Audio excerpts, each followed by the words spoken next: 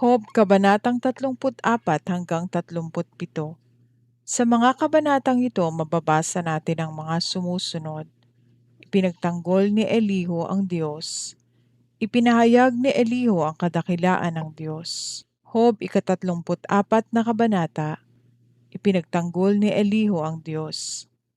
Sinabi pa ni Elihu, "Makinig kayo matatalinong tao, itong sinasabi ko ay pakinggan ninyo. Tulad ng masarap na pagkaing inyong natikman, salita ng karunungan naway inyong pakinggan. Atin ngang talakayin itong usapin, kung ano ang tama ay ating alamin. Ayon dito kay Job ay wala siyang sala, at katarungan ay ipinagkakait daw sa kanya. Bagamat matuwid, itinuring na sinungaling siya, at tinadtad ng sugat kahit na walang sala.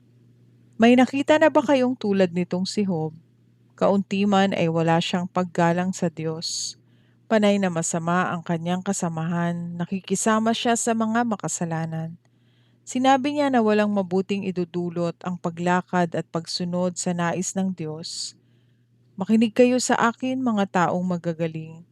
Ang makapangyarihang Diyos ba'y maaakay sa masamang gawain? Ginagantimpalaan niya ang tao ayon sa gawa, ang iginagawad sa kanila ay iyon lamang tama. Hindi gumagawa ng masama ang Diyos na makapangyarihan. Hindi niya kailanman binabaluktot ang katarungan. May nagbigay ba sa Diyos ng kapangyarihan? At sinong naghabilin sa kanya nitong sanlibutan? Kapag binawi ng Diyos ang hininga ng tao, sila'y mamamatay at sa alabok ang kanilang tungo. Kung matalino kayo, pakinggan ninyo ito. Hindi ba ang Diyos ay makatarungan? Bakit hinahatulan siya na parang makasalanan? Sa mga hari siya ang nagpaparusa kung sila'y masama at walang halaga. Siya ang lumikha sa sangkatauhan, kaya walang itinatangi mahirap man o mayaman. Sa isang kisap mata ang tao'y mamamatay, ang hampasin ng Diyos bigla na lang papanaw, kahit siya'y malakas o makapangyarihan.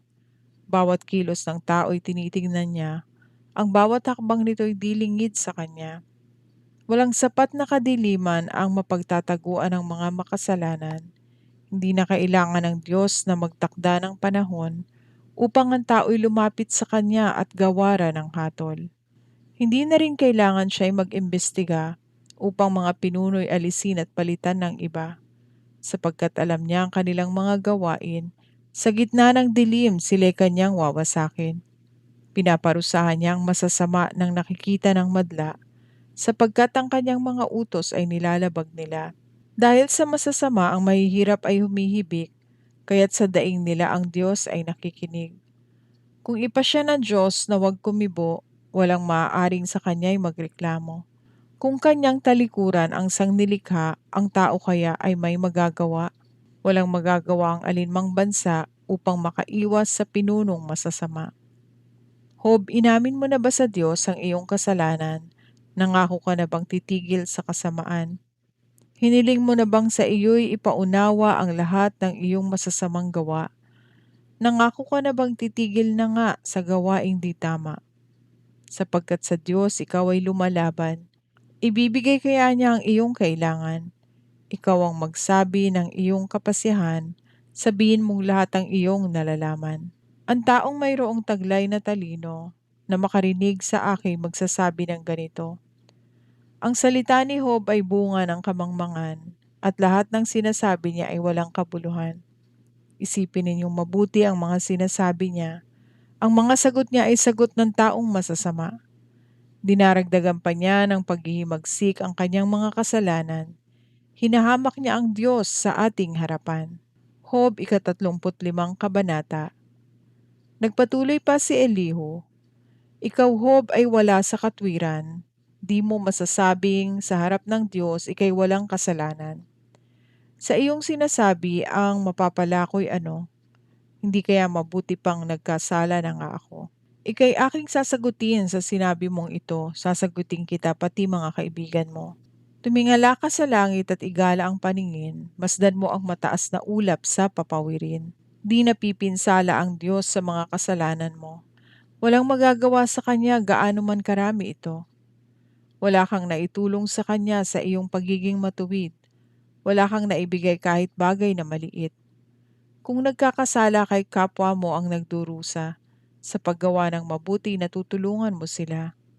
Kapag ang mga tao'y inaapi, sila ang dumaraing.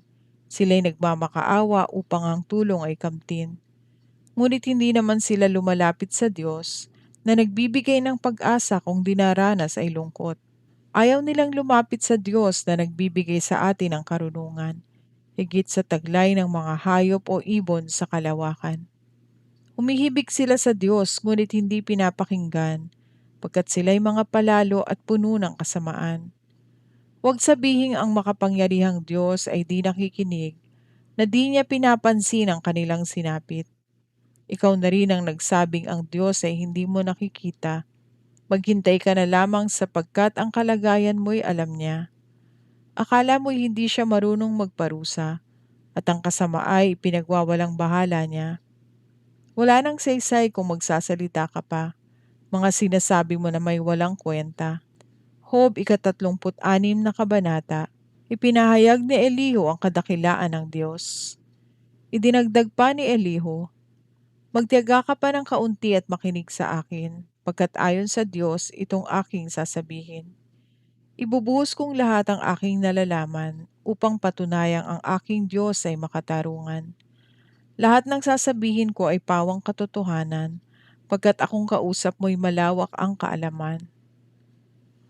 Ang Diyos ay dakila at di nagtatakwil ng sinuman. Siya ay dakila sa taglay niyang kaalaman. Hindi niya pinatatagal ang buhay ng mga makasalanan. Ang mga mahihirap ay binibigyan niya ng katarungan. Ang matuwid ay kanyang iniingatan, ginagawang parang hari at binibigyang karangalan sa lahat ng sandali. Kung ang tao'y nagagapos o natatanikalaan, o kaya'y nagdurusa sa nagawang kasalanan, ipinamumukha ng Diyos ang kanilang kasamaan at ang naghaharing hambog na isipan. Sila'y kanyang sinasaway at binabalaan na tumalikod sa kanilang kasamaan. Kung sila ay makinig at sa Diyos ay maglingkod, buhay na sagana at payapa sa kanila'y idudulot. Ngunit kapag sila'y di nakinig at pinairal ang kamangmangan, tiyak na kamatayan ang kanilang hahantungan. Puot ang naghahari sa dibdib ng masama, parusahan man ng Diyos ayaw pa ring magmakaawa. Sa kanilang kabataan sila ay namamatay, nagwakas sa kahihiyan ang kanilang mga buhay. Ang tao'y pinaghihirap ng Diyos upang bigyang aral, at kanyang pinagdurusa upang mabuksan ang kanilang pananaw. Inalis ka ng Diyos sa kaguluhan, pinagtamasa ka niya ng kapayapaan, at pinuno ng pagkain ang iyong tahanan. Ngunit ngayon ikaw ay pinaparusahan bilang katumbas ng iyong kasamaan. Huwag mong pabayaang suhulan ka ng sinuman. Mag-ingat upang di mailigaw ng mga kayamanan. Dumaing ka man ng dumaing ay wala nang mangyayari. Ang taglay mong lakas ngayon ay wala na ring silbi. Huwag mong naising ang gabi dumating na, ang oras na ang mga bansa ay mawawala na. Huwag mong isipin ang magpakasama, ito ang dahilan kaya ikay nagdurusa.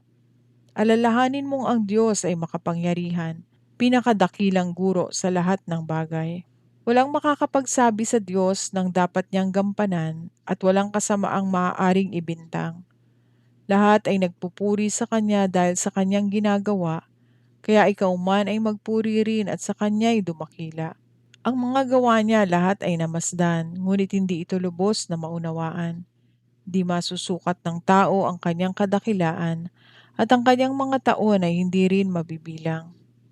Ang tubig sa lupa ay itinataas ng Diyos upang gawing ulan at sa daigdig ay ibuhos. Ang mga ulap ay ginagawa niyang ulan at masaganang ibinubuhos sa sangkatauhan. Sa galaw ng mga ulap ay walang nakakaalam at kung paano kumukulog sa kalangitan. Pinagliliwanag niya ang kalawakan sa pagguhit ng kidlat, ngunit nananatiling madilim ang kailaliman ng dagat. Pinapamahalaan niya ang tao sa ganitong paraan at masaganang pagkain tayo'y hindi pinagkaitan. Ang kidlat ay kanyang hinahawakan at pinababagsak sa nais niyang matamaan.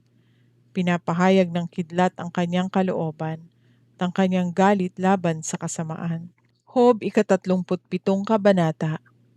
Kinakabahan ako kapag bumabagyo at hindi ko malaman ang gagawin ko. Pakinggan ninyo ang tinig ng Diyos, mula sa bibig niya ay nanggagaling ang kulog. Ang kidlat ay kanyang pinaguguhit sa kalangitan, mula sa isang panig ng daigdig hanggang sa kasulok-sulukan. Tinig niya ay umuugong parang dagundong ng kulog. Ang pagguhit ng kidlat ay hindi malagot-lagot. Sa isang salita niya ay may nangyayaring kababalaghan, kahangahangang bagay na di natin mauunawaan. Pinauulan niya ng yelo sa ibabaw ng daigdig. Ibinubuhos niya sa lupa ang ulang walang patid.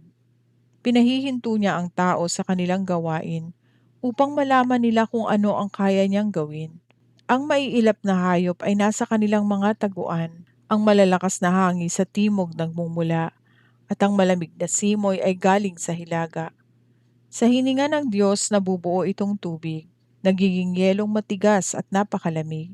Pinabibigat niya itong mga ulap, mula rito ay pinaguguhit ang mga kidlat. Ito'y bilang pagsunod sa utos ng ating Diyos, sumusunod kahit sa ang panig nitong sansinukob. Ang ulang ibinubuhos ng dakilang Diyos, maaring parusa o kagandahang loob. Tumigil ka sandali ho at iyong isipin ang mga gawa ng Diyos na walang kahambing. Alam mo ba kung paano niya inuutusan na maglabasan ng kidlat sa kalangitan? Alam mo ba kung bakit ang ulap ay lumulutang? Iyan ay gawa ng makapangyarihan niyang kamay, tunay at ganap ang kanyang kaalaman. Hindi mo nga alam sapagkat nadarama mo lamang ang matinding init kapag ang hanging habagat ay umiihip. Tulad ng ginawa niya, ang langit ba'y iyong mailalatag na parang metal na makinis at matigas. Ituro mo sa amin ang dapat sabihin sa Diyos. Isip namin walang laman, pangunaway kapos. Ang makipag-usap sa Diyos ay di ko nahahangarin.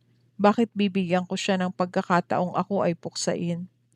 Ngayon ang langit ay nalinis na ng hangin at nakakasilaw ang kanyang luningning.